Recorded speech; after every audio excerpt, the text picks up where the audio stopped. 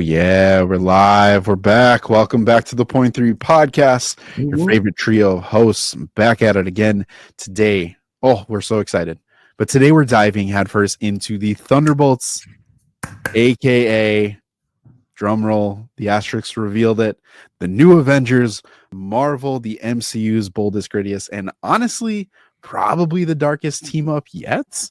We're going to be talking about all that. Listen, as the last MCU Phase 5 film, we get Bucky, Yelena, John Walker, Ghost, Red Guardian, and Bob thrown into a mission, covert ops, soul searching. We get Valentina Allegra DeFontaine. Make sure you know it's DeFontaine.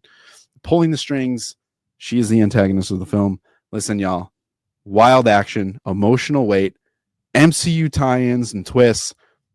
Y'all, if you didn't see it, what are you doing? But for those of us who did see it, let's break it all down. I want to throw it over to you first in terms of us talking like character likability. Of the 6 that made it out of the blast furnace basement, if you will, do you think that, did you personally connect with these characters and start rooting for them as the movie went on? Do you feel that there's a general consensus that people did latch onto these characters? How do you think their portrayal and kind of their aura and vibe ultimately changed from what we thought they were going to be going into this to ultimately what we got when we came out? I mean, I was pretty high on Yelena, obviously, going into it. Yeah. Bucky, everybody loves Bucky and Winter Soldier and kind of knew he was going to deliver some heat. But obviously in the vault, as you kind of learned why each of them are there, it was cool to see Ghost's character development throughout the movie. Especially, I really didn't think she was going to come back and save them for a second, and that John and Yelena were just going to somehow find a different way out, and then that would have led to a different confrontation. Can I ask you one reason why you felt that way? Because she, just from her past history, and the last time we saw her, she was kind of not sketchy, but she was on the run and kind of just doing what she had to do. Yeah. So I didn't think she was that much of a team player in this one or cared for them, because her assignment was John, right? No, her assignment was Taskmaster. Yeah, it was. Pretty sure it was Taskmaster. So I was like, her assignment was just done, and then boom, just on the way with that. That's where I felt that she wasn't going to come back. I was like, if they take that bold character after she killed Taskmaster, and I was like, oh, she's legit. Because listen, the design, the color, the fight, the movement, she was all over the place. I was like, oh, potential ace vibes here. I'm getting you feel like the best person in the room besides what we assume Bob is going to be. And I did. I thought she was going to dip. I'm not going to lie. But it made me attach to her throughout the rest of the movie. And I don't know. I like seeing all of them develop more and go kind of just become friendly with one another and do what they had to do to survive, because the only thing they had was each other. Love that. Hero, how'd you feel about the characters? What'd you think about their performances? And what'd you think about ultimately them choosing this group overall? I like it because I think the closest group that we've seen to kind of have this fully dysfunctional type of what's it called, chemistry together was the Guardians in the first one, but pretty quickly in Guardians, and probably the jail scene when they're getting out, it quickly shows why they are able to work so well together. The funny thing is that in Thunderbolts, it's really until probably the third act that you really start seeing them solidify themselves as a group that works together. And I think it's when Sentry shows up and seeing how they protect each other from him. I think that's when you get the vibe of okay, no, they're trying to work together. Before that, it really does feel like it's just, I'm going to do what I'm going to do, and I'm only teaming up with you till I get out. And the second I get out, I'm probably going to stab you in the back. And you know what's funny about that too is even after the Sentry does become Val's Sentry, in that fight in the Watchtower, Yelena's the only one that he doesn't actually really hurt. when she jumps on his back and tries to like assassinate. He's like, I'm gonna jump into the ceiling, knock you off, and then I just threw you. Everyone else is getting yeeted out the window and then through some concrete and stuff. Like, bye. But it was funny that like that relationship, it's just so cool how they all kind of stacked together throughout. And I think we talked about this too, and we've talked about this really every day, of just like how each character kind of fed the next to get up to the next tier of like the support characters. Everyone had their moment. They had either a great quote or dialogue moment, and then they had a great action moment, but they also kind of created their own, for like Ghosts elevating John Walker and John Walker elevating Bob, Red Guardian elevating Bucky in certain ways, and then ultimately elevating Yelena. And that synergy that whole cast had, just it oozed throughout the entire movie. So I know, SB, this might be one of your moments, but when they throw out the like funny joke of just like the Thunderbolts thing, it really does feel like it's like, I know you were friends. It's an inside joke. Haha. This is really dumb, but like, we don't really have friends. And it's just kind of something to rally around. Just be like, that's their way of saying like, are we friends? Are we cool? Like, we can joke like that, right? We're that close now. And I really like the fact that Red Guardian was used in that way too, where I think a lot of people were low on him from Black Widow and kind of What If and how they used him in there. But I think this is the best that he's felt in all of his MCU appearances. And he really felt like a corny father figure that you have. Like, he's the dad that makes like the dumb jokes, but you love him. Like, you truly love him. And when he's talking to Yelena towards the end of the movie and he's giving her the advice, maybe it's the way that David Harbour performed it, but he felt like a father talking to everybody. Yeah. And that's hard to do in a film. Yeah. What I liked most about Red Guardian is that, again, like kind of the movie is saying, he doesn't lie about who he is. Like, he knows he's washed. He's living in the past. He's that guy that's telling the high school stories about the time they won that one game that didn't matter to anybody. But like, he's not really going to do much of anything. He's not going to give you that Bucky moment. He's not going to give you that Steve Rogers moment of like glory to Mother Russia, and he does something insane and we're like, dang, that was a super, that was lit. It's not going to happen. His thing, he's a support role at best. But what I did really like, and this goes both ways, I don't think you needed to watch Black Widow to get this feel of that father figure aspect for Red Guardian.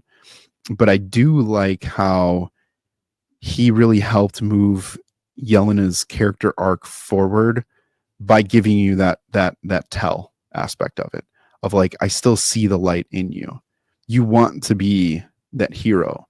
Talking about the goalie story, being like, you think you're such a bad person, and your void moments are showing you how bad you've been since your inception from being in the Red Room. But I know you. I know who you are. I know your heart. I know that you're a good person, that you want to do more. And he's that inspiration in a lot of ways to her. I think that's super cool. But at the same time, I think it's hilarious that he's the embarrassing dad that's driving down a desert road honking and be like, Yelena, yeah, I'm here. And she's like, like, yeah, that's my dad. I thought that was super cool. SB, anyone else stick out to you, or who's the obvious one that stuck out to you, and how did you feel about them? Sentry or Bob, or Sentry / Bob, or Yelena. Let's talk about Sentry. They Bob. both freaking stuck out. Obviously, they're my top two because they're the main two of the movie. But Sentry cooked. Oh my god, from reading him the last couple months, seeing it on screen, I thought they did a great freaking job. Paul Jenkins being involved in the creative process behind Sentry, you could definitely tell throughout the movie of just kind of like how they honor the 2000 run.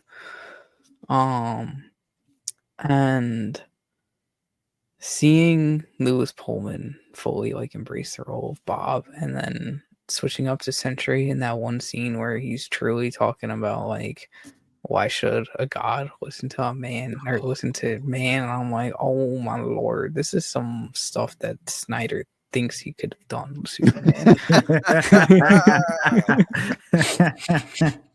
And that was just great. After all the whole kind of like being low on Stephen Ewan, thinking if Sentry could pull it off, and that was even before I really knew much about Sentry back then.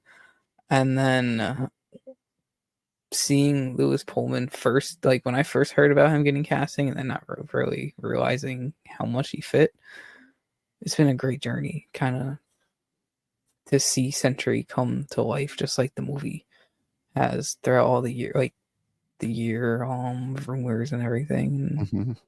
Lewis Pullman killed it. I think he freaking deserves he deserves a freaking award for this. Even Yelena and Florence Pugh. They all honestly could for just their chemistry alone throughout the team. Yeah. But Sentry was great. The Void was phenomenal. Also, the silhouette was just scary at the same time, and just seeing those the white eyes. Yeah. So, oh my god. The themes, or like the score around the Void was cool. And I still wish they did a whole kind of like he was a forgotten hero type thing. But I knew it wasn't going to happen because it just wouldn't really, I don't know, just I feel like it would have been kind of like weird to throw that in there, right? Spider-Man ruined 50 it. projects in. And yeah, apparently Spider-Man ruined it, but I feel like they still could have just done it. Like Spider-Man was easily explained that like it was by a sorcery spell, and like that's it. This could have easily been some other thing. Like two things could happen. They have like 4 different multiverse theories out there right now, and time travel theories of like anchor beings, nexus beings, and all this crazy stuff going on. Why can't they explain that 2 people just got forgotten? So I don't see why he made such a big stink about how Spider-Man ruined that. I think his comments were more directed towards the fact that the ending of it couldn't be that everybody forgot him. I think if he was there from the beginning, that would throw a lot of people off. I don't think casual MCU fans are ready for that type of a character that's just been there and he's just that powerful. People would not. I don't think people would be okay with that. I would be. We would be. But that's because we're fans of the comic books and we know what story you can potentially tell. If you have no idea. Comparison. Because she wasn't too well received for just like knowing that she's been there since the 90s, technically. Yeah. Yeah. So, I think that's probably why they didn't. The ending, I do agree. They probably still could have gotten away with it if they wanted to, but I don't mind the MCU changes that they did overall to the character, right? Because there are a couple of changes, but I think they huge hats off to them for sticking so close to the source material. Because genuinely, if you didn't watch our Sentry video where we talk about the 2000s run, this is exactly that. Almost just word for word, and you can kind of see how they twist it. Shout out to, again, Lewis Pullman killing it with the mannerisms. One thing that I loved is the fact that they continuously tease the Void throughout the entire movie, and the best first tease is when they're in the vault and John Walker, Bob says something to John, and John Walker pushes him up against the wall, and his eyes start flashing. One of the best teases, and I said, "Oh, they're gonna do it." In that moment, I said, "Yep, that's where. Yep, yeah, I see where we're going." Every time Void or Sentry did something cool that like was like from the comics, I kept looking over to my friend. I'm like, "Movie's 10 out of 10, just 10 out of 10." Yeah, and they're actually doing it. I was hyped. Even just kind of the whole with Yelena's opening monologue about feeling like the Void after you get the Black Marvel title card, which was awesome to see. That title card was awesome with the whole Sentry panels flipping through it and then turning into the void panels and then just black. Yeah, they flipped through the whole history too. They went from beginning to end. Yeah, it was freaking cool. And Yelena's monologue, and then you get to see her fighting with like the shadow people above, or like her top angle camera point of view, fighting a group of people in a hallway, and then all their like shadows to show like what the void does to people later on in the film. Oh my god! In fun fact, I missed the first 30 seconds of the movie, a little bit more. But when I did go back and watch, and I did see that she did that leap of faith off of the top of the building, I was like, redemption after your terrible Black Widow CGI blowback from that was awful.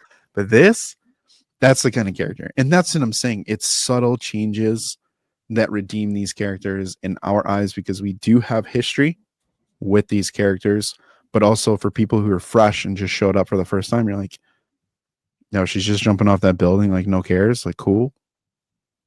And that's the whole point. Every single one of them, every single one of them are just like, I don't care if I live or die, but because I have no fear, I'm doing a lot of these things. And that's the cool thing about the team of super soldiers aspect of this. The difference is none of them had fear of death for the most part. They were at their lowest. They have no purpose. And they're dangerous from that perspective. Which brings me to, and we'll circle back to MVP talk in just a second, but Val, honorable mention here. I don't know if we have her as an MVP, but here I'm going to kick it back over to you. Yeah, how did Val feel in this? We knew she was going to be a pretty integral part of this. We didn't know to what extent, but yeah. Yeah, she felt like another crime lord almost, right? Like obviously going through the more legal-ish type ways with the government. But I wouldn't be surprised if I ever see her with Kingpin at some point or having some chats with the Kingpin, because that's the type of character that she portrays here. And like they've been teasing kind of what she's been doing with the Shadow Ops thing since way back in Black Widow. Then she talked to John Walker, and then, Wakanda Forever. So it's always kind of like she's had these small appearances, but here's really where she got to shine. And it was really cool to see how she was manipulating things, trying to kill them off. Like literally, if they didn't work together, they were dead. Probably not Sentry, but everybody else was. Mm-hmm. She did great. She did great. She made you feel like you wanted to see her lose. And in the end, when she's able to snake her way out of it last second, it's so frustrating. So frustrating in the best ways possible. SB, how'd you feel? I was gonna say that she reminded me of just like a female Kingpin, but like political, and you saw that. I'm kidding. It was I really liked her in this. I thought, like Hero said, just wanting to see her lose. I definitely felt that at the end. I can't lie, I really thought she was gonna lose. See, that whole I got fooled, just like the new Avengers got fooled during that scene of the whole press conference thing. Because I forgot that she had the press coming within that timeline because of everything going on. So I was like, oh shit, she actually freaking lost. And then boom. Doesn't matter because Yelena, I'm not gonna say that. The new Avengers own her. So they got that juicy stuff on their background. I think Val again is another positive byproduct of this movie, because I think we mentioned that before. My thing going into this was is she going to be more Fury or is she going to be more Fisk? And she does have that kind of tweener living in the gray. But the one thing about Val that I think people do kind of gloss over is that, to me, she's always been for her country type of thing. She wants everything for the United States. She wants to be kind of that world power and to be the face of it. She's not very subtle. She can be very sneaky. She can be very manipulative. She can be very Shadow Ops-ish, clearly. But not only is she seeking position, But she does want, she mentioned it when she's sitting there when they were trying to impeach her or whatever it was that they were trying to do. But she's like, there are nations, rogue nations, that are more powerful than we are. And again, at the end of this, her eyes lit up. And she's like, I'm sorry, what? The Sentry Project? Someone who's stronger than all the Avengers, which she says. If I can control that, then people can bow before me type of thing. You know what I mean? It's like, I almost look at Val as like a combination of like Fury Fisk, old Loki, some like Amanda Waller, and then maybe you can throw in like a Dark Reign Norman Osborn type. And like they pulled elements to create a new Val character that isn't like the source material type of Hydra Val, but it's this dangerous serpent, like she can strike at any time, and when she does, she's gonna pump you full of venom. And again, at the end of this movie, she once more did not get what she wanted. And I think you're going to get a more dangerous version of Val next time we see her, if she ultimately survives these next movies. But that to me is like threat level S tier of like, she almost had a singular character stronger than all the Avengers. What's next? What is she willing to do to get that power and control? We saw at the end. I thought it was fantastic, by the way. One of the most biggest MVP moments for me is when she's like, I'm screwed, but she knew that the media was on the other side. And I think we looked at each other, man, and we were like, no. Yeah, And we did. Bam. New Avengers. Like, first off, what a cool way to introduce the new Avengers. But also to then like have Yelena flip it on her and she's like, we own you. Bro, that means nothing to me for Val. She'll figure a way out. You think you have dirt on Val? She's probably got 10 times worse. And the funny thing is though that like it again, it's kind of hard to see or imagine what they might do after because of Doomsday and Secret Wars. But I could definitely see a world where if they continue to make new Avengers movies, specifically about the new Avengers team, Val could easily be a trilogy villain. Where it's like the whole trilogy is them trying to figure out how to really stop her. And each time she's getting more desperate, more dangerous. You could easily have her do AIM again, do Hydra. You know, you can have her go down a more obvious villain route. To your point, if they really want to, she's already made a new Avengers. Make her do the Dark Avengers where she's like, okay, fine, to beat them, I need to make actual villain team up. So here you go. I think they could easily do that if they want to. Yeah. That'd be nuts. Just one really pulling the strings everywhere. Dude, there's a real world where she just controls the raft.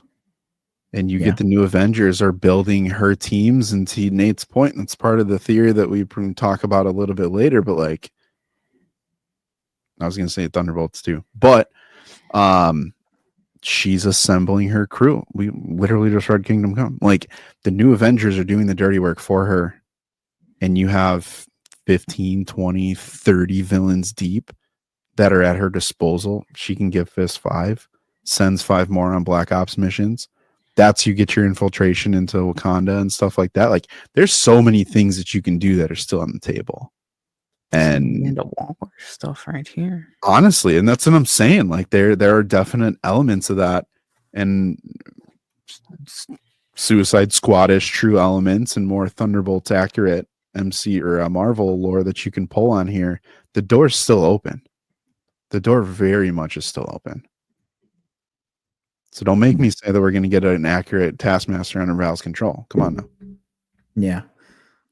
And that's the interesting thing, that they can really start playing with these villain characters in whatever way they want to, because your new Avengers is mainly comprised of like former villains. You can go down that route and have that really be fun, like really introduce some cool conflicts into it. And you can, I mean, yeah, quite dude. honestly, why not? Like you can have her be like, there's a world where, to me, Marvel forms a Kingpin connection with each other. And she's like, I need an assassin. And he's like, I know one. And he sends Bullseye after one of them, you know? Yeah. Because don't tell me a Bucky Bullseye fight would not slap. That would be insane. Dang. Bro, stairwells would never be the same. Never be the same. Nothing Imagine would be the Bullseye same. tries to get Bob, and then Bob just like Sentry activates at the thought of just him dying, and he just like catches something. He just catches like whatever Bullseye's fit. Oh my god, that'd be so good. Listen, y'all. There is still a world where this may happen in a portion of a battle world or doomsday or like a New York region where stuff could just be there. Just saying. Yeah, I could vote Val for a Baron. I'm just saying. She's dirty enough. She's dirty enough. she has connections to Doom too in the comics. So I mean, it's not too far fetched. And again, that's the cool thing about Thunderbolts is that they also managed to connect to the greater MCU with both the post-credit scene and just the new Avengers name change. Like that really allows them to propel the entire team forward in a way that I don't think anybody was expecting to. Even when we got the chair reveals, I think a lot of us were kind of scratching our head a tiny bit. Even though we did know about it, it was still like, huh, man, I wonder why they're revealing them this early. Mm-hmm. But I think now that we've seen the film, it's kind of like, yeah, no, this is like you take it and you run with it. Three questions real quick. Two from the chat. One based on what you just said. Was the biggest W going into this movie the fact that they revealed the characters that will be in Doomsday before, obviously, Thunderbolts happened and Fantastic Four? I think so. Was that the biggest game changer from MCU? I don't know if game changer is the word I would use, but I would definitely say it was a wise choice. In hindsight, I think it was definitely a wise choice. I remember I wasn't a big fan of it at first. Mm-hmm. So I was just like, that kind of just spoils the movie. But then, when you think about it, we knew, I guess, like Feige said back like months ago that they're going to be big in Doomsday and Secret War, that they're going to be big in Doomsday at least. So. Which one, Feige 1 or Feige 45? When I edit this video, I'm gonna post the Discord messages so everybody can see how salty SB was. No, don't worry. I'm not actually gonna do that. No, you can do it. I eat my words a lot about a lot of stuff I said about Thunderbolts. I made a clip the other day of when me and Lou did that video last year about how this could be one of the worst MCU movies. You should throw that thumbnail in here and just play like a.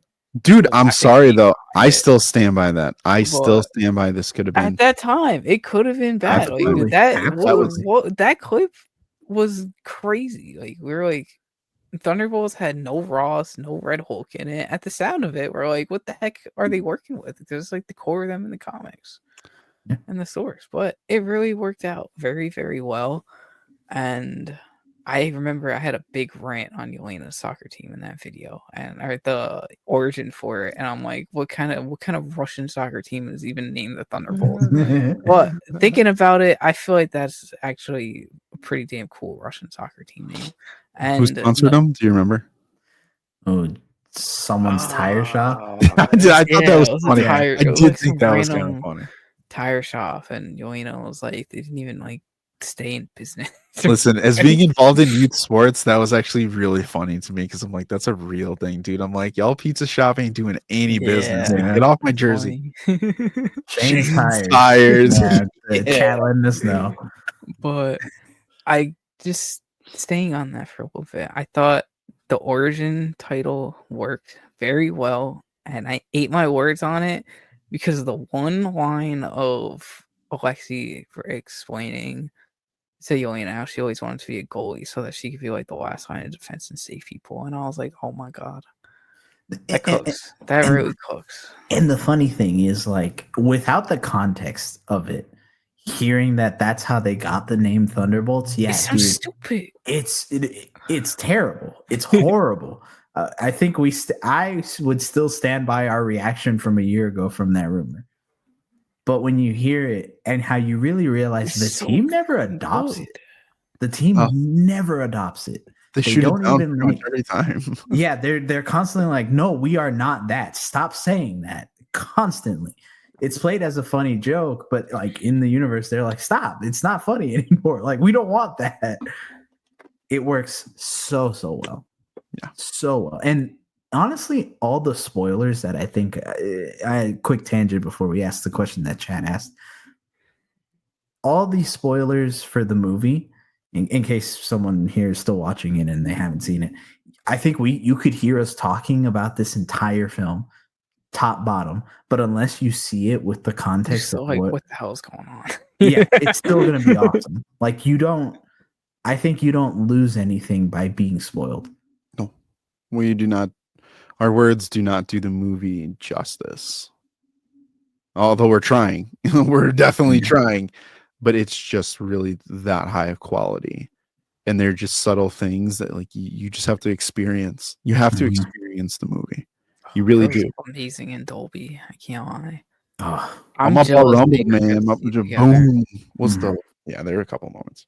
I will say this was the first movie in quite some time that I've taken my friends to that everybody came out raving and like thoroughly enjoying it and just being like, damn, that shit slapped. And I was like, I've been telling y'all for the last couple weeks, months.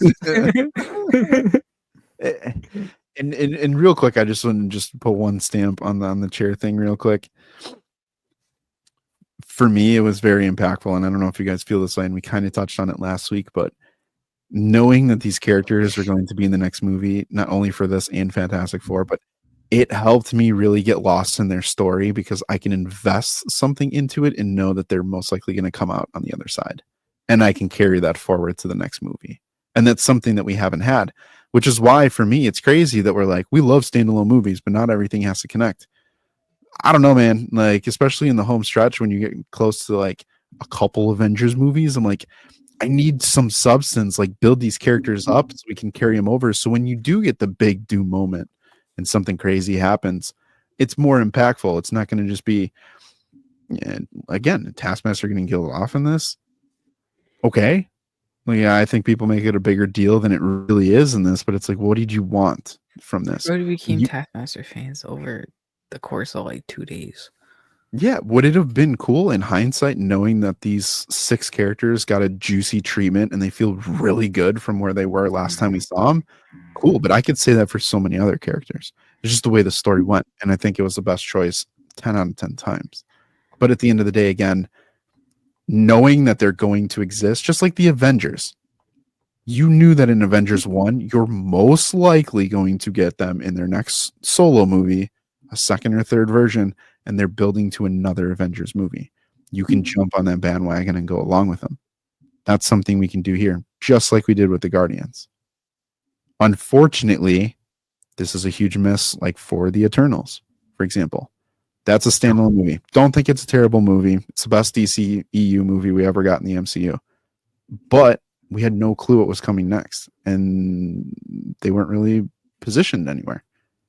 You're telling me if they would have said, the Eternals are going to show up in 2 years, XYZ character is going to be there, movie's probably completely different from that perspective. I'm not saying it's going to be Thunderbolts level, but point being, we can invest, and the MCU gave us an investment that we've been missing for a handful of years. Yeah. A very quick investment too, where they were like, hey, like the chair reveal told us, the post-credit scene told us in there, like, you don't have to wait long. You literally have to wait not even a year, or about a year, honestly, till you get to see your return on the investment that you put into these characters. Yeah. And knowing that post-credit scene was already filmed, it's huge. That's huge. It matters. Gents, do we want to rapid fire some chat questions real quick? Do it. SB, I'm going to throw the first one to you. From Nate. Oh, yes, I had my answer for this one. Go for it. Moon Knight. I would love to see Jake Schreier with a Moon Knight after kind of seeing him deal with Bob and Sentry and Void. Oh my God. Give him Jake and Mark and why am I trying to blank on Steve? Yeah. Steven. Yeah, I don't know why I was trying to blank. Give him those 3 to play around with in like a Moon Knight movie. Oh. Put Sentry in it too, because why not? Let it go freaking crazy. Let it go crazy. I saw a fit or like a comic. I don't know if it was a comic. I saw some art piece today that I was like Moon Knight and Sentry in a panel together. I'm like, yo, that's like 5 different characters right there in 2 people. That's pretty sick. Nice little 6-piece nugget right there. Oh, Yeah. that would be beautiful. I would like to see a sequel though, but if he were to do something else, I think Moon Knight season 2. Yeah. Please. For our audio only listeners, the question that Chad asked was if Jake Schreier stays in Feige's close circle, does he return to do the sequel, or would you want him to tackle something else? So I agree. Moon Knight would actually be pretty fun to see, but I think a lot of people can tackle Moon Knight differently. And that's the cool thing about the character. I would love him to do not just a sequel, a Sentry-led story where you just adapt the second run of it and you really have him tackle the relationship between Sentry, Bob, and Void and how all that comes together for Bob. Man, give me that. Inject it in my veins tomorrow. Yeah. That would be great. Boys and girls of all ages, I think the best answer to this is the Defenders movie. I think you can keep grounded, give him the personalities that could be with Daredevil, Luke Cage, get your Iron Fist. Obviously can handle kind of those out there aspects of things, but just give us another team that's new and fresh. Like, I think that they could do wonders with handling all those characters and giving us a new introduction to kind of a grounded New York team. And to be honest with you, I don't think it would happen, but I think you could supplement and throw in, honestly, like you could keep a Moon Knight, or this is where you get kind of a passing Spider-Man or something like that. Like you can have an Ace. I think he handled the Ace really well, of like kind of that high caliber character, but like the core of like a Punisher, Daredevil, Jessica Jones, Luke Cage, and Iron Fist type. I think he'd crush. I think the blueprint's already laid for that. Yeah. Next question. Or will be brave enough to follow up and have someone or some group out Bob as the Void, and the new Avengers will be blamed for hiding that from the U.S. public. I don't know why. When I saw NA there, I almost said North America, and I was like, wait, Nice. What is that? North American Avengers, baby. Honestly, true. I'm gonna throw this one to you guys. I just wanted to read it. I can't lie. I'd say it entirely depends on how they go with the plot moving forward, because they didn't really say what happened in the aftermath. It's just the aftermath, and it seems like people still remember that Bob is the Void, especially since everybody in the group was like, yeah, he can't really be the Sentry because of that. So it'll entirely depend on if they want to make that public knowledge or not. However, I don't see a world where they go down that route, where they try to make that a plot point. I don't think Marvel would. I don't see who it would benefit, like what that storyline would benefit.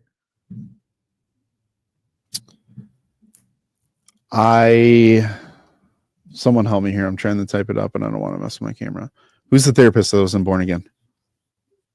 His girlfriend. Heather. Nate. Heather. Yes. I think it'd be super cool if we see Heather be the therapist to Bob in the Void and have a connection with Fisk. And Fisk is the person that like uses this. Like, I think our thoughts and theories of like, it happened in New York, it should be referenced because it happened in New York. Val should be incorporated with Fisk, whether it's in person or just in mention. Dean, like, you get the whole crew. I really think Born Again in this should mesh.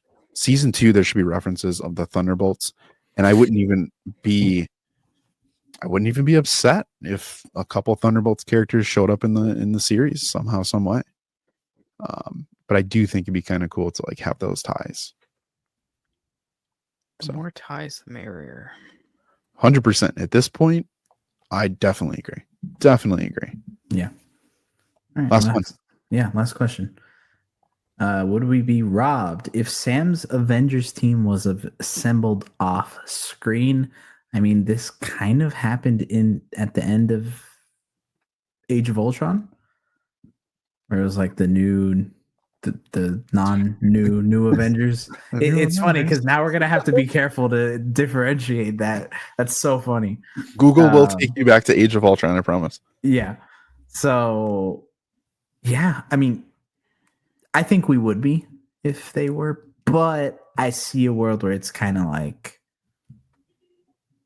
I don't know if him assembling the team is something that needs to necessarily be on the screen. If that makes sense. Like, as much as it would suck if we don't see it, I feel like it would need a lot of time to see the team assembled. Yeah, I feel like with everything going on, I'd be okay if it's just off screen.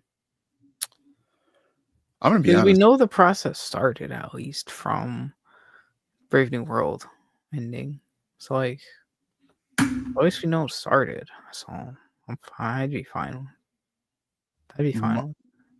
My gut says there is no team, and my gut says there won't be a team until Doomsday, probably Secret Wars, because we know Sam is very protective of the mantles that Steve was associated with, and obviously he's protective of the Avengers name.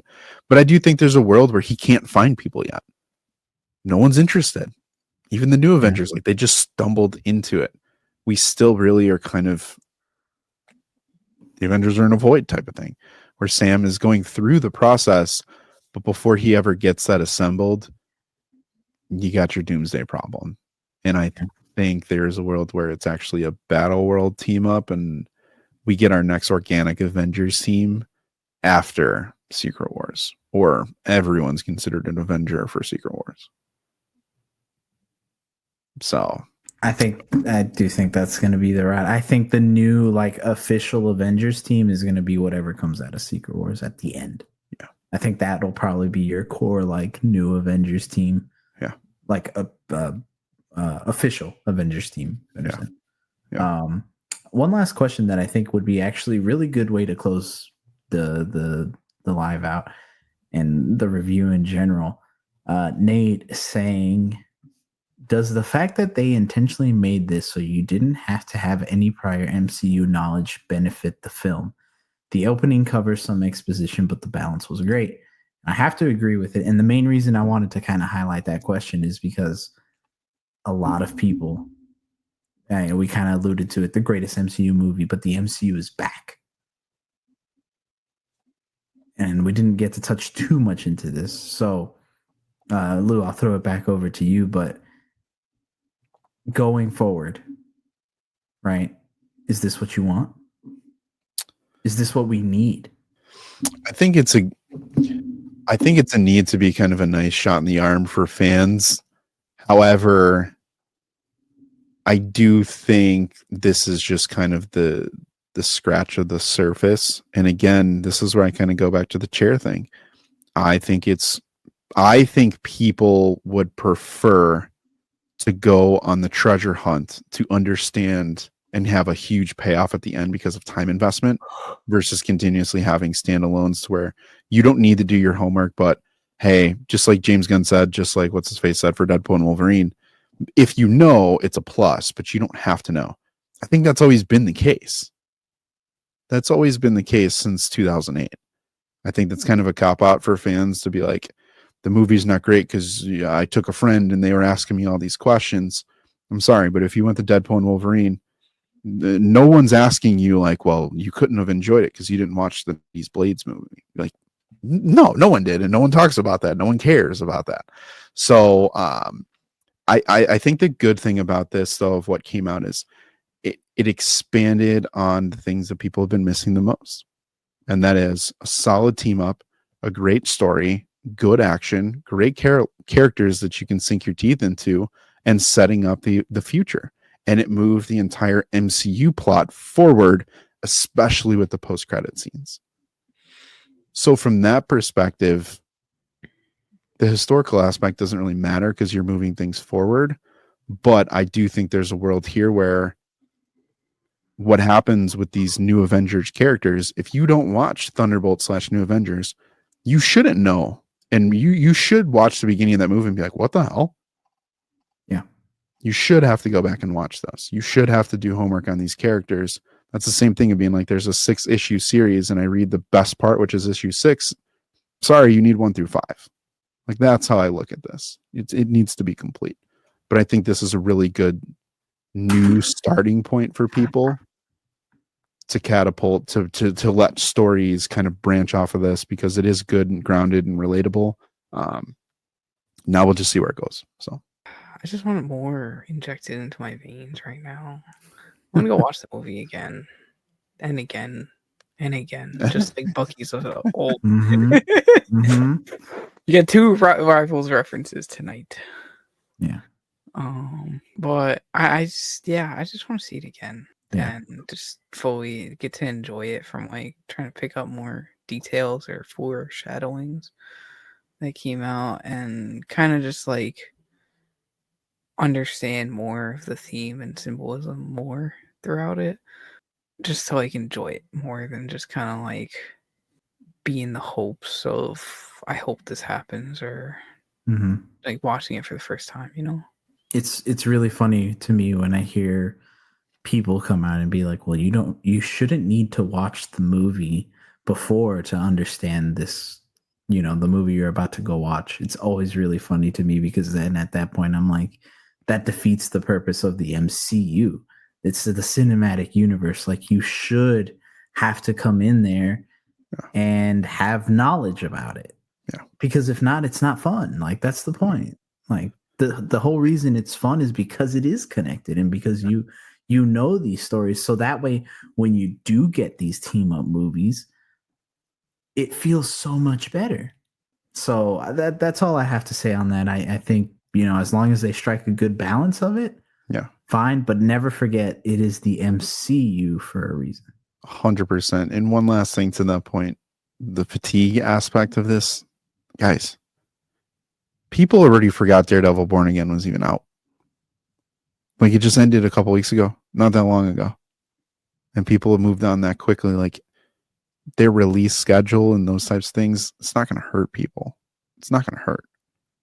The hard part is when you invest all the time and there's no payoff. That is the killer. That's what I get fatigued on. And this could be the start of something new to kind of bridge all of those gaps, for sure. For sure. Definitely. So we want one closer. I think Dill has a good question. A good question, just to kind of put a bow on it. Yeah, absolutely. Dill saying, did the end of the movie get you more pumped for Fantastic Four, or does Superman still dominate? Fun little fact, have to promo it because we have to. Our Discord, we talked about this exact question earlier. So Discord eats first. So if you want to be a part of these conversations early, and some other ones that we don't get to always talk about because there's news and rumors coming out a million miles a day, make sure you join us over there. SB, what do you think? Did this move the needle for you towards Fantastic Four any? Just like a little bit, but like we knew they were coming to Earth anyways. But seeing how, or not how, but I guess knowing that like a team of Avengers is aware of it as soon as possible kind of sets the stakes a little higher to see, like, makes me more curious on how that first interaction goes. So I would say yeah, overall, but at the same time, we knew they were coming. That's fair. Lou? It moves the needle. Again, this movie has positive momentum. Superman question. I'm sorry. I'm still so I'm hyped for Superman more still. I just wanted to add that. Yeah, I listen, there's 2 parts to this. One, I'll address the Fantastic Four piece first. It did get positive MCU momentum to kind of move it in, because now we know that the Fantastic Four are going to show up in Doomsday. We know that they're going to enter into the 616. Now, when we go into this movie, we're really looking at it of like, it's not an origin story, but it really kind of became an origin story of like, who are you, what happened, and why did you flee, and why are you here? We have questions now, dedicated, refined questions, and we can go into this movie to say, who are you and why did you leave? And you can walk out of those 2 with something a lot more tangible now than before. If we didn't know they were going to be in the MCU, we'd still be sitting around probably towards the end of the movie and be like, is the post-credit scene going to be them going into the MCU or not? Is it going to be Doom? Is it going to be this? Is it going to be that? we just know it's a ship. We don't actually know if it's them specifically. We just know it's a ship. Someone could have taken the ship. Maybe it's Silver Surfer. Maybe it's Doom. We have no idea. We just know it's the Fantastic Four craft. Yeah. We're just implying that it is the actual team now but we didn't actually technically see them. Very true. Very true. Yeah, it sets it up to be very interesting, and I think it definitely moved the needle for me personally. I don't think the problem is that Superman is this fresh, new, exciting thing, start to a new universe. First DC like dedicated Superman film we've gotten in what did Man of Steel come out in 12 years? 2013? Yeah, in 12 years. So that has its own thing, and I don't think any other comic book hero would be able to really like compete with that. That's kind of its own beast. However, I was gonna say maybe you're gonna say the Marvel Superman didn't do anything for you. I mean, he definitely did. But you know, great things, baby, great things. Great things. Anita Blue's Pullman. Yeah. But you know, the problem is the casual fan is more like Superman has more of it's completely different. What I will say though is that it does make theory crafting a lot more fun. And I do think that like if you're a Marvel fan, it does make Fantastic Four a lot more interesting to see, because SB, I have to give you a shout out for this one theory that you kind of threw out there. I didn't get to answer because you said it, I think yesterday or the day before, but you said, what if the like second half or later half of the movie, they're already in our universe and it's already dedicated into setting up more of what Avengers Doomsday comes up. And I'm like, that's actually really cool. Yeah, that's actually really cool and something that potentially could happen. Yeah. You don't have to now waste the time. Like you said earlier, like, oh, when are they coming in? We know that they're here if it is them.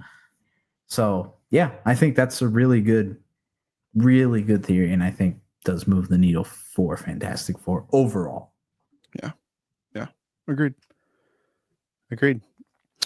All right. Well, we can't keep the people waiting any longer. I know we said we were going to announce it on here, but boys, we need to reveal before we go where Thunderbolts ranks in your MCU ranking.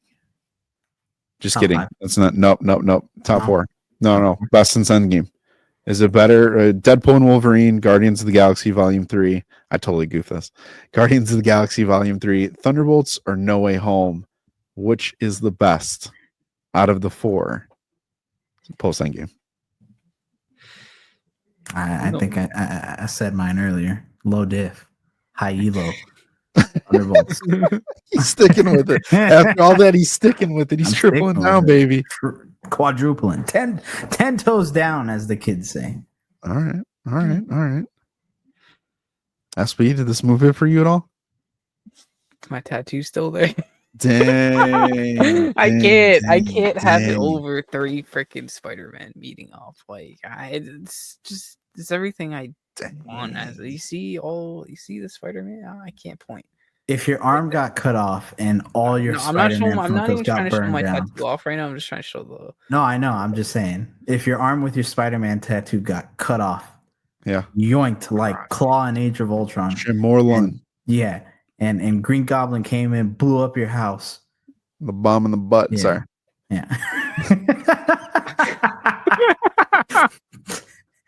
You're sitting there praying next to your bed, and your Spider-Man Funkos blow up. Me getting harmed by someone. Dude, I'm still waiting for Morlun to open the door. I'm so sorry. I literally look at your doorknob and I'm like, is it moving? Dude, there's sometimes, full transparency, there's sometimes where we're talking after the like either before the lives or like before a recording session, and sometimes I genuinely am half expecting to see his room door fly open. Camera just like falls down. Last thing I Cloverfield style, bro. And I just hear brother. Oh no. yeah, exactly like that. Oh, I love it. All right, well, unfortunately, Guardians of the Galaxy is still the best movie for me. What? I've decided. I've decided I this is a think- close two. I think I It's want to close say to. it's above Guardians for me at the moment, but I need to see it again. We That's could fair. talk one day of the differentiators, like post Endgame, like the top tier movies. I think it's a really cool conversation because when you break each of these down, and people have some other entrances, like we heard people on TikTok and Discord talking about like Shang-Chi's up there, Wakanda Forever's up there. Like Mhm. there's still some really quality movies. But again, the fact that this movie is in play with some of the best of the MCU, it just well done.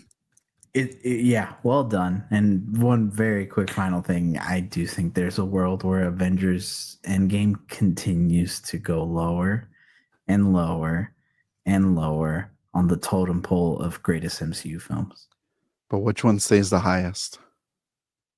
That's something you got to stay tuned to us for, because we're definitely going to be revealing these rankings Yes, sir. more than likely after Fantastic Four. So definitely, if you haven't yet, make sure to keep in tune with us, because those are going to be coming again after Fantastic Four. It's just too close to do a whole list and then have to redo it again. The amount of work.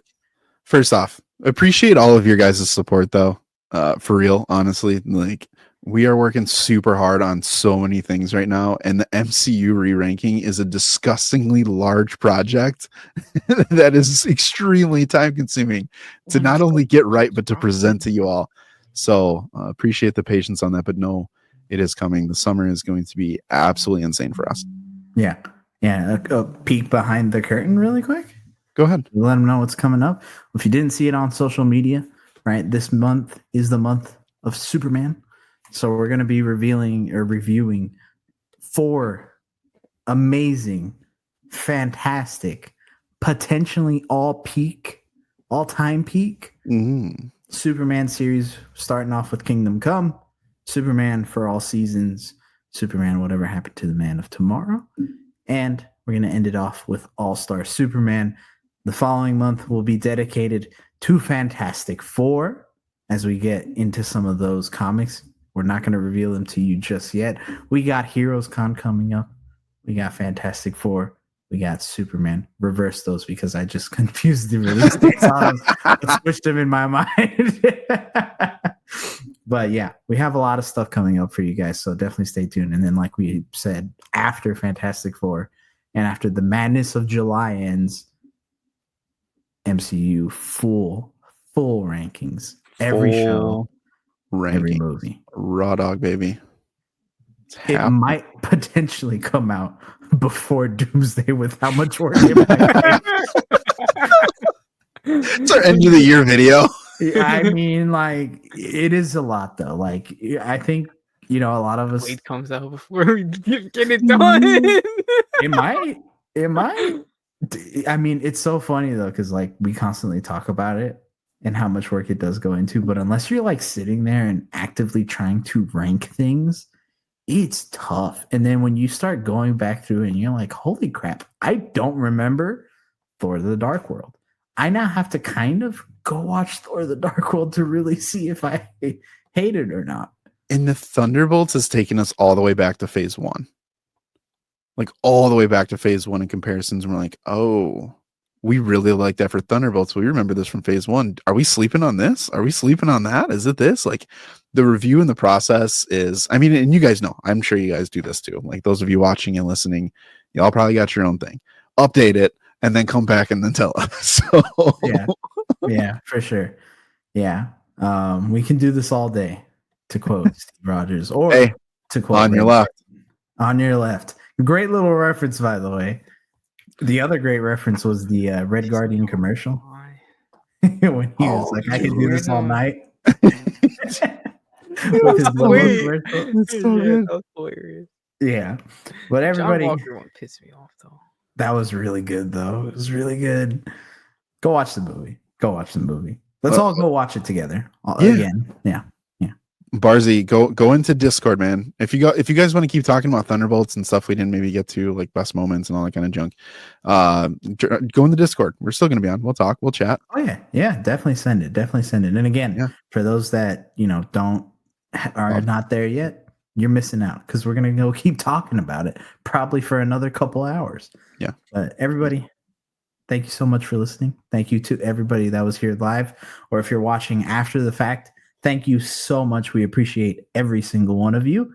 Make sure to come back next Wednesday where we'll be live streaming another topic, and make sure to subscribe to us here and listen to us wherever you get your major podcast. But gentlemen, everybody, we have been your favorite trio of hosts, Lou, myself, Hero Scroll, Spider Brando, right there below me. 3 things that you need to keep doing. You need to keep watching, you need to keep reading, and you need to keep nerding out about the new Avengers. Have a good night.